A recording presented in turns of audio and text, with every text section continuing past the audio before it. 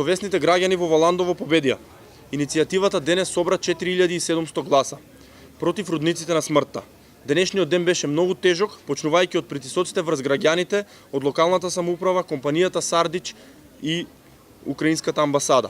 Ова денес личеше на се, само не на мирен референдумски ден. Наместо жителите на општина Валандово овој ден да го слават како во секоја демократска земја и да го дадат својот глас, беа сардисани од сите страни. На улиците во Валандово имаше буквално војна. МВР не беше на висината на својата задача, а од општинската изборна комисија имаше само една пресконференција со најосновните информации и ниту еден пресек на гласовите.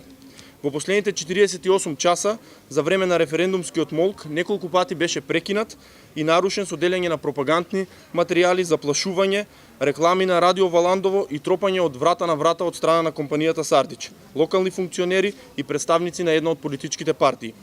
Во текот на предвечерието на референдумот имаше дури телефонски јавувања од носителите на јавните функции, кои на вработените им се закануваа дека ќе им ги намалат платите, ќе ги отпуштат, а на пензионерите им велеа дека ќе им ја прекинат пензијата.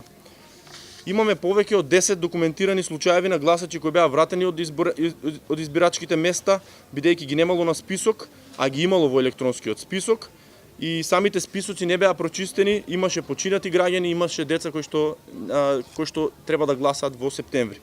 Како и да е, покрај сите овие обструкции, закани и тормозења, Валандово денес ке слави.